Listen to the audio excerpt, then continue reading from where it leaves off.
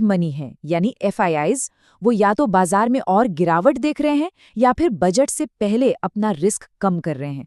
मतलब अगर बाजार ऊपर जाने की कोशिश भी करेगा तो ऊपर से सेलिंग प्रेशर आने की पूरी संभावना है।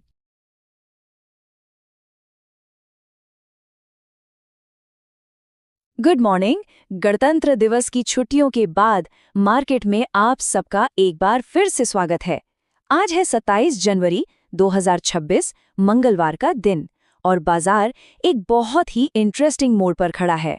तो चलिए आज के मार्केट का पूरा विश्लेषण करते हैं। तो आज का सबसे बड़ा सवाल यही है। एक तरफ हमें ग्लोबल मार्केट से मजबूती के संकेत मिल रहे हैं, सब कुछ हरा हरा दिख रहा है, लेकिन दूसरी तरफ हमारे अपने मार्केट में एफआईआईज यानी फॉरेन इन्वेस्टर्स ने जबरदस्त बिकवाली की है। तो आज इन दो बड़ी ताकतों की लड़ाई में कौन जीतेगा, ग्लोबल बुल्स या फिर एफआईआई बेयर्स? चलिए सबसे पहले पॉजिटिव साइड को देखते हैं। वो कौन सी अच्छी खबरें हैं जो विदेशों से आ रही हैं और जो हमारे मार्केट को ऊपर की तरफ धकेल सकती हैं। जब हमारे बाजार बंद थे तो अमेरिकी बाजारों ने काफी अच्छा परफॉर्म किया। डाउ जोन्स और नैस्डैक दोनों में अच्छी खासी तेजी देखने को मिली। और इससे भी अच्छी खबर ये है कि डॉलर इंडेक्स मतलब DXY 97.1 के नीचे आ गया है।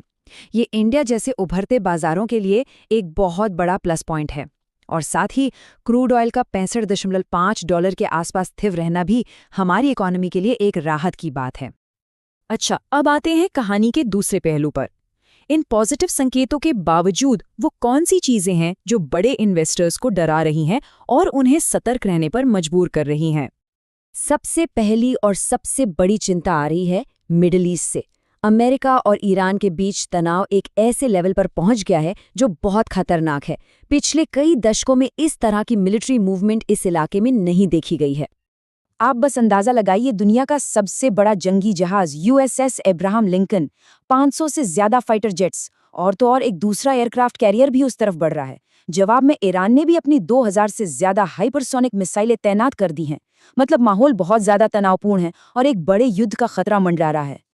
और देखिए, ईरान की तरफ से ये जो बयान आया है ये दिखाता है कि सिचुएशन कितनी गंभीर है। इसका सीधा मतलब है कि एक छोटी सी चिंगारी भी एक बहुत बड़ी आग भड़का सकती है, जिसका असर पूरी दुनिया की इकोनॉमी और तेल की कीमतों पर पड़ेगा।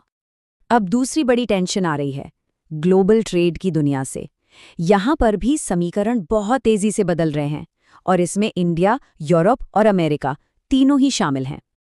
आसान शब्दों में कहें तो इंडिया आजकल यूरोप के साथ अपने ट्रेड रिलेशन को काफी मजबूत कर रहा है और ये बात अमेरिका को थोड़ी परेशान कर रही है। इसीलिए हाल ही में अमेरिका से एक बड़ी टीम इंडिया आई थी। ये जो ग्लोबल पावर शिफ्ट हो रहा है, ये भी मार्केट में एक अनिश्चितता का माहौल बना रहा है। तो चलिए इन सब ग्लोबल कहानियों से वापस अपने इंडियन मार्केट पर आते हैं और देखते हैं कि इन सब चीज़ों का असर यहाँ के बड़े प्लेयर्स यानी एफआईआईज और डीआईआईज पर कैसे पड़ रहा है, वो क्या कर रहे हैं। शुक्रवार को एक जबरदस्त रस्साकशी देखने को मिली। एक तरफ एफआईआईज ने कैश मार्केट में 4113 करोड़ की भारी भरकम बिकवाली की, तो दूसरी तरफ हमारे डोमेस्टिक इंस्टीट्यूशंस यानी डीआईआईज ने लगभग पूरी की पूरी बिकवाली यानी 4102 करोड़ की खरीदारी करके अब्जॉर्ब कर ली। तो इससे क्या समझ आता है? इससे ये साफ है कि जो स्मार्ट मनी है यानी एफआईआईज, वो या तो बाजार में और गिरावट देख रहे हैं या फिर बजट से पहले अपना रिस्क कम कर रहे हैं।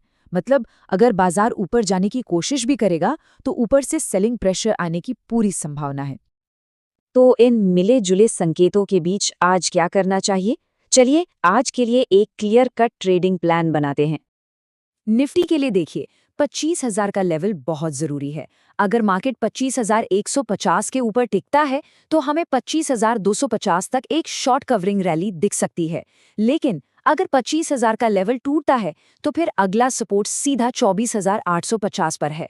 इसलिए आज के लिए हमारी स्ट्रैटेजी रहेगी सेल ऑन राइज यानी बढ़त पर बेचें। अगर मार्केट गैप अप खुलता है तो 25,150 से 25,200 के जोन में बिकवाली के मौके ढूंढने चाहिए। और बैंक निफ्टी की बात करें तो यहाँ कमजोरी थोड़ी ज्यादा दिख रही है। ऊपर की तरफ फाइनेंशियल 500 एक बड़ी रुकावट है और नीचे 53,800 का सपोर्ट लेवल बहुत क्रिटिकल है। अगर ये सपोर्ट टूटा तो बैंक निफ्टी में और तेज गिरावट आ सकती है। चलिए अब जल्दी से कुछ स्टॉक्स और सेक्टर्स पर भी नजर डाल लेते हैं जो आज एक्शन में रह सकते हैं। देखिए, अदानी ग्रुप के स्टॉक्स में आज काफ़ी हलचल रह सकती है क्योंकि यूएस रेगुलेटर्स की तरफ से दोबारा जांच की खबरें आ रही हैं। आईटी सेक्टर आज सेफ बेट लग रहा है। नैस्डैक में तेजी और कमज़ोर डॉलर का इससे फ़ायदा मिल सकता है। क्रूड ऑयल के स्थिर रहने से ऑयल मार्केटिंग कंपनियों जैसे बीपीसीएल, एचपीसीएल में एक बाउंस आ सकता है। और हाँ, उन मिड कैप्स पर भी नज़र रखें जिनके रिजल्ट्स वीकेंड पर आए हैं। तो कुल मिलाकर आज की कहानी ये है कि ग्लोबल संकेत अच्छे हैं, लेकिन हमारे अपने इंस्टीट्यूशनल डेटा में कमजोरी है। इसलिए आज एक वॉलेटाइल दिन की उम्मीद है जिसमें सुबह की तेजी शायद टिक ना पाए। हमारी सलाह यही रहेगी कि गैप अप के पीछे न भागे और सबसे जरूरी अपनी कैपिटल को बचाकर रखें। एक जरूरी बात, ये कोई सेबी रजिस्टर्ड एनालिसिस नहीं है। कोई भी इन्वेस्टमेंट डिसीजन लेने से पहले अपने फाइनेंशियल एडवाइजर से जरूर सलाह लें। मार्केट के दौरान लाइव अपडेट्स के लिए आप हमारे फ्री व्हाट्सएप ग्रुप से जुड़ सकते हैं। लिंक आपको चैनल डिस्क्रिप्शन में मिल जाएगा। और अगर ये एनालिसिस आपको अच्छा लगा हो तो प्लीज़ इस वीडियो को लाइक करें और रोजाना ऐसे ही एनालिसिस के लिए चैनल को सब्सक्राइब करना न भूलें। आपका दिन मंगलमय हो।